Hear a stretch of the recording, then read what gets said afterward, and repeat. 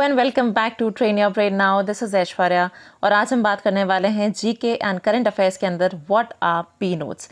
तो P notes क्या सिर्फ प्रॉमिसरी नोट्स हैं या कुछ और भी होता है? So C participatory notes, they are also known as P notes और P Ns. They are financial instruments, मतलब हम इसमें इन्वेस्टमेंट करते हैं which is required by investors. And investors भी कौन से? फॉरेन इन्वेस्टर्स और hedge funds to invest in Indian securities. तो अभी मैं आपको पूरा डिटेल में बताऊंगी कि हेज फंड्स क्या होते हैं without having to register with the securities exchange board of India. मतलब सेबी में बिना रजिस्टर्ड हुए आप किस तरह से फाइनेंशियल इंस्ट्रूमेंट्स में इन्वेस्ट कर सकते हो, इंडियन कंपनी के शेयर्स को आप परचेज कर सकते हो, ये क्या तरीका है, यही जो वे है that is actually known as P notes. तो पी नोट्स के थ्रू, पार्टिसिपेटरी नोट्स के थ्रू आप इस एग्जीक्यूशन को कर सकते हो। तो पार्टिसिपेटरी नोट का एक और डेफिनेशन देखते हैं। It is issued by the registered foreign portfolio investor. Now who is a foreign portfolio investor, वो भी अभी हम डिटेल में समझेंगे। To an overseas investor, that means जो हमारी कंट्री का नहीं हो, who wishes to invest in the Indian securities without registering with the SEBI. तो सेबी के साथ बिना रजिस्टर हुए ही किस तरह से एक ओवरसीज इन्वेस्टर हमारे कंट्री की फर्म में इन्वेस्टमेंट कर सकता है, that is again through participatory notes. अब आप देख सकते हो ये एक रीसेंट न्यूज़ है, that is government paves way for IFSC units to issue P notes to foreign investors. ये भी रिसेंट टाइम की न्यूज़ है, इकोनॉमिक टाइम्स की। इसको आप देख सकते हो, यहाँ पे भी पी नोट्स के बारे में मेंशन किया गया है। और सबसे बड़ी खबर है दैट इज इन फरवरी जब हमारा बजट डिस्क्लोज हुआ था। And if you know that budget is not known as budget by the constitution, budget को एक्चुअली बोला जाता है एनुअल फाइनेंशियल स्टेटमेंट। तो जो यूनियन बजट है 2023 में भी tax swaps for participatory notes to lure funds into Indian equity. तो ये भी रीसेंट न्यूज़ है, दैट मीन्स कि यूनियन बजट के हिसाब से भी पार्टिसिपेटरी नोट्स को और ज़्यादा अलाउ किया जा रहा है इन द इंडियन इक्विटी। तो चलिए अब इसे डिटेल में समझते हैं कि पार्टिसिपेटरी नोट्स क्या होते हैं। तो चलिए अब मैं आपको एग्जाम्पल के थ्रू समझाती हूँ पी नोट्स के बारे में। पी नोट्स बेसिकली देखिए आईएएस का एग्जाम होता है, आईएएस एग्जाम में जो जनरल स्टडीज़ का पार्ट होता है उसमें आता है। प्लस ये इकोनॉमिक्स का भी बहुत ही बेसिक कंसेप्ट है, जब आप इंटरनेशनल ट्रेड को पढ़ते हैं तो उसमें ये बहुत ज़्यादा आता है। मोरोवर ये हमारे बेसिक इस समय जो करंट अफेयर्स है उसमें भी काफ़ी कुछ रिलेट करता है, इसलिए आपको इसे डिटेल में समझना ज़रूरी है। तो इसकी वर्किंग देखते हैं। अब मान के चलिए कि एक पर्सन है जो कि इंडिया से बाहर रहता है, ओके तो एक फॉरेन इन्वेस्टर है who is living outside India and he wants to buy the share in the Indian company. तो इंडियन कंपनी आपको पता है किससे रेगुलेट होती हैं? बीएसई से या एनएसई से। तो अगर कोई इंडियन कंपनी है, ओके या कोई एनएससी में कोई कंपनी रजिस्टर्ड है, इसमें कोई पर्सन पैसा लगाना चाहता है तो क्या तरीका होता है? इसमें हम बात करते हैं कि if an investor outside India wants to invest in an Indian company, it will in turn help the Indian company as the value of the share will increase. तो अगर कोई पर्सन इंडियन कंपनी में investment करेगा तो उससे Indian company को फ़ायदा ही है। फ़ायदा क्यों है? क्योंकि रिटर्न जो है, जो आपको पैसा मिल रहा है इंडियन कंपनी को, वो बढ़ जाएगा।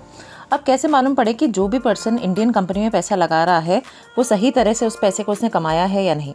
तो ये आइडेंटिफाई कौन कर रहा है कि जो भी पैसा आ रहा है उस इन्वेस्टर के थ्रू वो जो है मनी लॉन्ड्रिंग का पैसा नहीं है, या फिर वो कोई ऐसा पैसा नहीं है जो किसी टेररिस्ट एक्टिविटी के थ्रू आ रहा है।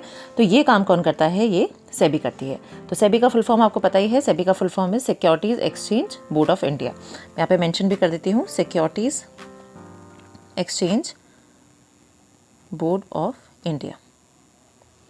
अब जैसे सेबी है हमारे यहाँ इंडिया में, इसी तरह से सेबी के जो इक्विवेलेंट है, अगर आप यूएस में देखें तो यूएस में सेबी जैसा ही इक्विवेलेंट जो वहाँ पे काम करता है उसका नाम है सिक्योरिटीज़ एंड एक्सचेंज कमीशन। तो सिक्योरिटीज़ एंड एक्सचेंज कमीशन जो है ये सेबी आप कह सकते हैं यूएस में जो है, ओके तो इक्विवेलेंट है। यूएस में भी इसी तरह की बॉडी है जो कि वहाँ की फाइनेंशियल मार्केट को कंट्रोल करती है। इसी तरह से सेबी का अगर हम इक्विवेलेंट देखें यूके में तो ये है फाइनेंशियल कंडक्ट अथॉरिटी।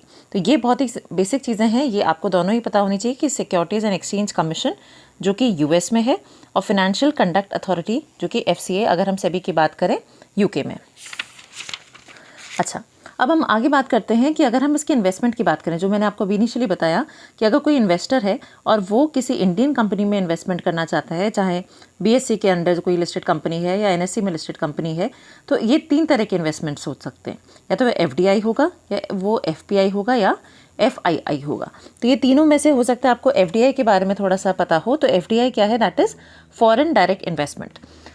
तो फॉरेन डायरेक्ट इन्वेस्टमेंट इसमें होता क्या है कि कोई आउटसाइड की कंपनी, ठीक है, दैट मीन्स इंडियन नेशन की नहीं है, बाहर की कोई कंपनी इन्वेस्ट करना चाहती है किसी इंडियन कंपनी में, ओके कोई बाहर की कंपनी इंडियन कंपनी में जब पैसा अपना लगाना चाह रही है and also purchases some stake in the Indian company, तो ये स्टेक खरीदती है। ठीक है। दैट मीन्स कि वो एक तरह से उनके असेट्स में इन्वेस्टमेंट कर रही है, और फाइनेंशियल असेट्स से ज़्यादा वो उनका जो कोर असेट्स है उसमें इन्वेस्टमेंट करती है। तो बेनिफिट क्या हुआ है एफडीआई की कि हमारे इकोनॉमिक डेवलपमेंट को बढ़ाते हैं। तभी आप देखो हमारे कंट्री में नरेंद्र मोदी जो प्राइम मिनिस्टर है उनकी पूरी कोशिश यही रही इनिशियली कि एफडीआई को इंक्रीज़ करना है। उससे होगा क्या, इकोनॉमिक डेवलपमेंट कंट्री का बढ़ता है, ये अपनी कंट्री के लिए जो एक्सटर्नल कैपिटल है वो भी बढ़ जाता है। डेवलपमेंट ऑफ इंफ्रास्ट्रक्चर, बिकॉज वो फैक्ट्रीज़ वगैरह के एस्टैब्लिशमेंट में हेल्प करते हैं, और नेचुरली जब इतनी बड़ी बड़ी फैक्ट्रीज़ बनेंगी, सारे इंस्टीट्यूशंस बनेंगे, तो उसमें लोग काम करेंगे, तो एम्प्लॉयमेंट जो है वो इंक्रीज़ होगा। Also in turn it will increase the technology increase हो जाएगी, जो आपका एचआर है उसकी जो ट्रेनिंग है वो बेटर हो जाएगी। तो बहुत सारे बेनिफिट्स होते हैं जब हम एफडीआई की बात करते हैं। अच्छा, एफडीआई के बारे में आपको पता चल गया। अब ये दो और इंपॉर्टेंट कंसेप्ट्स आते हैं, that is FPI and FII. ये थोड़े बहुत आपको सिमिलर लग सकते हैं। FII is foreign institutional investor, whereas FPI is foreign portfolio investor. अब ये दोनों ही एफडीआई से कैसे डिफर कर रहे हैं, because they both invest in the share market. तो ये शेयर मार्केट में इन्वेस्ट करते हैं। अब इन दोनों की खास बात क्या है कि ये इस तरह से इन्वेस्ट करते हैं कि इनने सुबह इन्वेस्टमेंट किया, मान लीजिए बहुत एक ह्यूज अमाउंट का 500 करोड़ रुपए का इन्वेस्टमेंट किया, और शाम को अपना पैसा निकाल लेते हैं। तो हाईली लिक्विड है इनका पैसा, बहुत जल्दी पैसा लगाया, बहुत जल्दी पैसा निकाल लिया। बट हम भी as a country we accept that money, because उससे हमारे शेयर की जो वैल्यू है वो इंक्रीज़ होती है। आगे देखते हैं, अगर हम इन दोनों की डिफरेंसेस की बात करें तो FII invest in the money in financial assets जैसे कि बॉन्ड्स, म्यूचुअल फंड्स एक्सेट्रा, और एफपीआई जो है ये इन्वेस्ट करता है in the luxury of exiting their investment. ये जो मैंने आपको भी बताया, तो इन दोनों में से भी ये वाला जो है दैट इज़ एफपीआई, ये हाईली वॉलेटाइल है, ये बहुत जल्दी अपने पैसे को विड्रॉ कर सकता है। दूसरी खास बात जो मैंने आपको बताई, ये दोनों जो हैं ऑलमोस्ट सिमिलर हैं, वेराज एफडीआई जो है वो असेट्स में इन्वेस्टमेंट करता है। अच्छा, वापस आते हैं अपने इन्वेस्टमेंट का जो हम प्रोसीजर की बात कर रहे थे कि अगर कोई इन्वेस्टर है और वो बीएससी में या इंडियन स्टॉक एक्सचेंज की किसी रजिस्टर्ड कंपनी में पैसा लगाना चाहता है, तो वो ऐसा नहीं कर सकता, बिकॉज आपको पता है कि कोई भी इन्वेस्टर अगर यहाँ पे पैसा लगाना चाहता है तो उसको एक रजिस्टर्ड बेस चाहिए जिसके थ्रू वो पैसा लगाएगा। तो यहाँ पे ये जो एफपीआई है, okay, that is foreign portfolio investor, FPI जो होता है जो कि रजिस्टर्ड होता है सेबी से, तो इसने सेबी से इन्फॉर्मेशन पूरी ले ली होती है, रजिस्ट्री पूरी अपनी करा ली होती है, and they have a right now to invest in the BSC. अब ये क्या कर रहा है, ये सिर्फ अपना पैसा नहीं लगाता, ये क्या करता है, लोगों से पैसा लेता है। तो ये जो लोग हैं ये डायरेक्टली अभी इन्वेस्टमेंट नहीं कर सकते। मैंने आपको बताया क्यों नहीं कर सकते, because they can not invest directly as they are not registered and details are not known. और सेबी अभी हमने बात करी कि किसी भी अननोन लोगों को इन्वेस्टमेंट के लिए अलाउ नहीं करता, वो सारी डिटेल्स को चेक करता है। और पीछे हमने एक और चीज़ बात करी थी कि कौन से दो तरह के इन्वेस्टर्स होते हैं, दैट इज़ अगर हम सेबी की इक्विवेलेंट यूएस में देखें that is securities and exchange commission, और यूके में देखें that is financial conduct authority. तो ये दोनों आपको पता होने चाहिए जीएस के बेसिस से भी, और आईएएस का भी ये बहुत ही बेसिक क्वेश्चन रहता है। तो अगर आप डायरेक्टली इन्वेस्ट नहीं कर सकते तो ऐसे में आप क्या करते हो, आप दैट मीन्स लोग, ओके। तो एफपीआई क्या करता है, उसके पास ऑप्शन तो आ गया कि वो पैसा डायरेक्टली इसमें लगा सकते हैं। मान लीजिए एफपीआई के जगह पे हमने एक्स रख लिया, या सिटी बैंक मान लीजिए, ओके। तो city bank is the FPI है। तो वो क्या करता है, वो लोगों से कहता है कि भाई लाओ तुम अपना पैसा दो, मैं तुम्हारे पैसे को फर्दर इधर बीएससी में इन्वेस्ट कर दूंगा, दो they are unknown to the BSC directly. तो ये एफपीआई क्या कर रहा है, ये इन लोगों से, मान लीजिए यहाँ पे ये 6 लोग हैं, इनसे पैसा लेता है। अब ये जो 6 लोग अपने पैसे को एफपीआई को देते हैं, this fund is known as hedge fund, okay, hedge fund, okay. अब ये जो हेज फंड आ गया, मान लीजिए ये 100 करोड़ रुपए है, तो ये 100 करोड़ रुपए जो है एफपीआई इन्वेस्ट कर देगी बीएससी में, and it invest in his own name, अपने नाम से ये इन्वेस्टमेंट करती है इस पूरे पैसे का।